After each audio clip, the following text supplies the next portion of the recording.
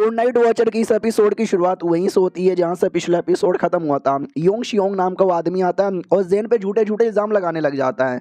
तो सारे ऑफिशियल लोग मीटिंग रखते हैं, राजा के सामने आते हैं। राजा को बोला जाता है कि ऐसी ऐसी बातें, ये लो भाई उसकी ओर से डॉक्यूमेंट है।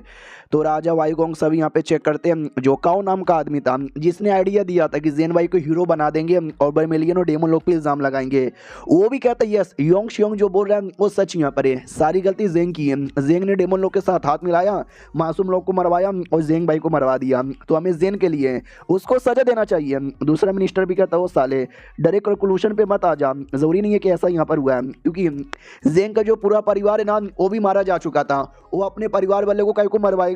दूसरा मिनिस्टर भी कहता भरोसा नहीं है, कमीना आदमी हो सकता है, जेन भाई को मरवाया, मासूम गांव वाले को मरवाया, तो अपने परिवार को क्यों नहीं मरवा सकता। दूसरा भी कहता हो बहुत ज़्यादा साला, जब जेन भाई की बात निकली थी कि उसने मर्डर किया था उस समय तो भाई मुंह दबा के बैठा था, अब जब जेंग पे इल्जाम लग रहे हैं तब जाके बड़ी बड़ी बातें यहाँ पे कर रहा है। हो सकता है प्रिंस ने सबको मरवा डाला और अब जेंग के ऊपर इल्जाम लगे जा रहा है। काओ भी कहता है ऐसा हो ही नहीं सकता, क्योंकि एक मिस्टीरियस आदमी आया था, तुम लोग मिस्टीरियस आदमी पे कुछ ज़्यादा भरोसा कर रहे हो, जरूरी नहीं है कि कोई मिस्टीरियस आदमी वाकई में ही हो सकता है। अगर वाकई में कोई ऐसा मिस्टीरियस आदमी है वो हमारे सामने आए बताए मैं तो वो मिस्टीरियस आदमी मैंने मारा था। तो दूसरा मिनिस्टर भी कहता है ओ सारे ज़्यादा नाटक मत कर कि भाई मिस्टीरियस आदमी था, मिस्टीरियस आदमी देखा था, कई सारे लोगों ने यहाँ पे देखा था, सारी की सारी गलती उससे जेन भाई की थी।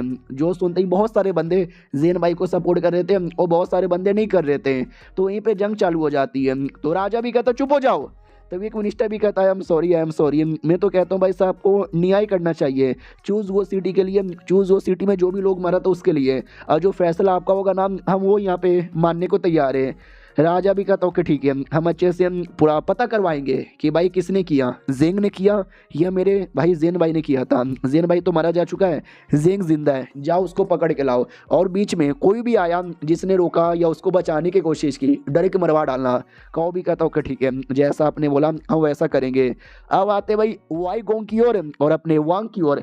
उन दोनों को पहले से आइडिया था कि ये जो जेंग कर रहा है ना, या देखा जाए तो सही कर रहा है, लेकिन कोर्ट में ये सब नहीं चलता, क्योंकि ऐसा करने वालों के साथ वही अंजाम होता है, वो ये बुरा अंजाम, बहुत ज़्यादा बुरा अंजाम। और देख सकते हैं राजा वही कर रहा है, सारे के सारे इल्ज़ाम अचानक सब जेंग के ऊपर यहाँ पे लग चुका है। कल को जेंग को सजाए मौत दे दी जाएगी, उसमें भी कोई हैरानी की बात यहाँ पे नहीं है।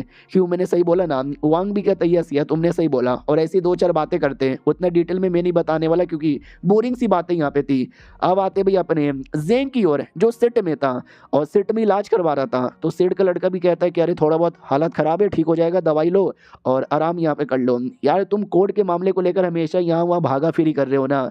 तो वो भी कहता क्या करे भाई, करना यहाँ पे पड़ेगा। लड़का भी कहता हाँ लेकिन थोड़ा आराम से अपना जो हेल्थ है उस पर भी ध्यान दो, अगर नहीं करोगे तो क्या पता 2 या 3 साल में टपक जाओगे। तो वो भी कहता टपक जाएंगे तो टपकने दो, मैंने सुना शॉ कुएन के बीच में तुम्हारे सेठ के बीच में काफ़ी अच्छी दोस्ती है।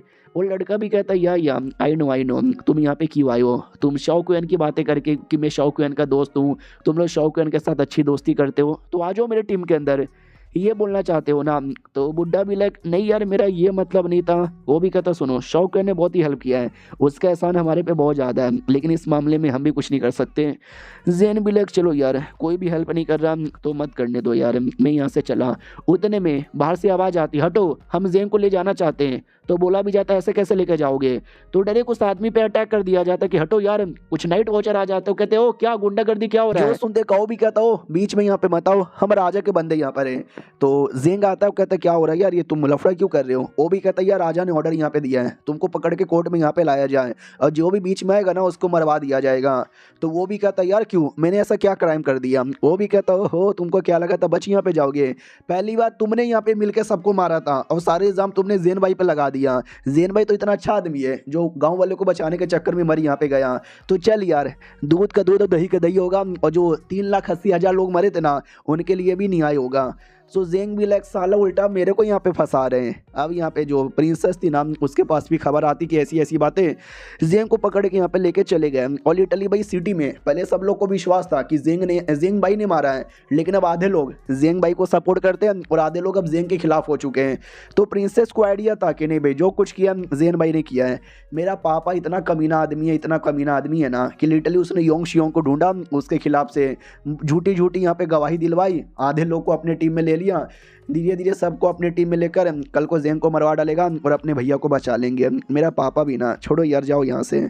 उस बॉडीगार्ड को भेजकर ये कोई कहीं आती है उस एरिया में पहले से एक प्रिंस बैठा हुआ था और सेकंड वाली भी वहीं पे थी। तो सेकंड वाली भी कहती है भैया सुना, ज़ेंग को पकड़ यहाँ पे लिया है, आपको पता चला? वो भी कहता है यस मुझे पता चला। तो ये भी कहती है तो प्लीज़ यार कुछ करो ना। तो वो भी कहता है नौकर लोग जाओ, सारे नौकर लोग को भेज देता है, प्रिंसेस को बैठाता है।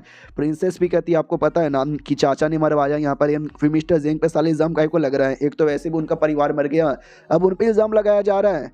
सामने से भाई भी कहता है अरे यार तुम तो एक प्यारी सी मासूम सी लड़की हो ना, इस कोर्ट के मामले में उंगली काहे को करती हो? तुमको तो वैसे भी ये मामला समझ नहीं आता। बड़की बहना को देखो, उसको समझ आता है, वो तो भी उंगली करने नहीं आती है। तुम अपनी पापा की फेवरेट हो, इसके लिए नहीं क्यूट हो, अच्छी हो, इसके लिए क्योंकि वो कभी भी कोर्ट के बीच में तुम उंगली नहीं करती, पापा के किसी काम के बीच में भी उंगली नहीं करती। लेकिन आज तुम्हें उंगली करने का बड़ा मन कर रहा है, क्यों? शौकवेन के चक्कर में। वो भी कहती नहीं, अरे नहीं ऐसी कोई बात नहीं है, I fucking don't care about him. उसको वाकई में शौकवेन के साथ लगाव है, वो तो हमको बहुत पहले से पता है, लेकिन अब वो भी अपने आप को शौकवेन से दूर यहाँ पे कर रही है, क्योंकि अब उसको आइडिया लग चुका है कि मैं शौकवेन के लायक यहाँ पे नहीं हूँ। मेरे चाचा ने लाखों लोग को यहाँ पे मरवाया है, तो ऐसे कैसे यार मैं शौकवेन के लायक यहाँ पे बन जाऊँ? देखो यार, इस मांगा में ही मैंने कई बार बताया है आपको कि कोई एक आदमी क्राइम करे तो उसके पूरे परिवार को सजा दिया जाता है, और ये झूठ नहीं है। ऐसा चाइना, कोरिया, जापान में हुआ करता था, और जो नॉर्थ कोरिया है किम जोंग वाला, वहाँ पे तो आज भी ऐसा होता है।